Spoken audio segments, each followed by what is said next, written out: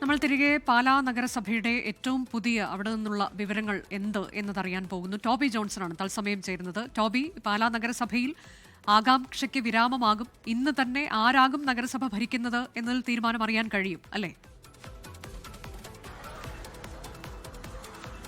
അനുജ, അങ്ങനെയാണ് നമ്മൾ പ്രതീക്ഷിക്കുന്നത്. കാരണം ഇന്ന് ഏറ്റവും പ്രധാനപ്പെട്ട ബിനു പുളിക്കക്കണ്ടവും അതുപോലെ തന്നെ സഹോദരനും മകളും ഇന്ന് അവരുടെ നിലപാട് വ്യക്തമാക്കും. പുളിക്കക്കണ്ടം ഫാമിലി അവരുടെ നിലപാട് എടുക്കുകയാണ്.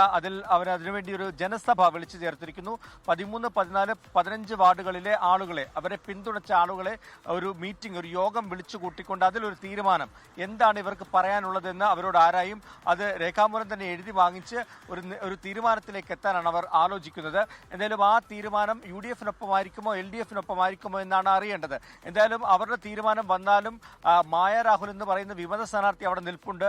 മായയുടെ നിലപാട് നിർണായകമാണ്. അതുകൊണ്ട് തന്നെ മായയും ഇതിനോടകം തന്നെ ഇവരുടെ നിലപാട് വന്നതിന് ശേഷം താനൊരു നിലപാട് പറയാമെന്നുള്ള ഒരു സ്റ്റാൻഡിലാണ് അവരുമുള്ളത്.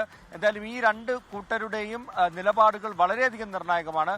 മൊത്തം 26 സീറ്റാണുള്ളത്. അതിൽ 10 സീറ്റിൽ UDF വിജയിച്ചിട്ടുണ്ട്, 12 സീറ്റിൽ LDF-ഉം, അതിൽ 10 സീറ്റ് കേരള കോൺഗ്രസും 2 സീറ്റ് LDF CPM സ്വതന്ത്രരുമാണ്. അങ്ങനെ 12 സീറ്റിന്റെ ഒരു അഡ്വാൻറ്റേജ് കേരള കോൺഗ്രസ് എമ്മിനുണ്ട്. പക്ഷേ കേവല ഭൂരിപക്ഷത്തിലേക്ക് ഒറ്റയ്ക്ക് ഭരിക്കാനുള്ള ആ ഒരു സ്ട്രെങ്ത് അവർക്കില്ലതാണ്. അതുകൊണ്ട് തന്നെയാണ് ബിനു പുളിക്കക്കണ്ടം UDF-നൊപ്പം പോവുകയാണെങ്കിൽ മായയെ ഒപ്പം നിർത്തി തുല്യം 13-13 എന്ന നിലയിലേക്ക് കാര്യങ്ങൾ എത്തിക്കാനുള്ള ചർച്ചകൾ പോലും നടക്കുന്നുണ്ട് എന്നാണ് അറിയാൻ സാധിക്കുന്നത്. അതുകൊണ്ട് തന്നെ ബിനു പുളിക്കക്കണ്ടവും മറ്റ് ഒപ്പമുള്ളവരും എങ്ങോട്ട് പോകുന്നു എന്നത് വളരെയധികം നിർണായകമാണ്. കുടുംബത്തിന്റെ നിലപാട് വളരെ നിർണായകമാകും. ഒപ്പം തന്നെ മായ രാഹുലിന്റെ നിലപാടും വളരെ നിർണായകമാകും. ഇന്ന് ഉച്ചയ്ക്ക് ശേഷം പാലാ നഗരസഭ ആര് ഭരിക്കും എന്നുള്ളത് അറിയാൻ കഴിയും.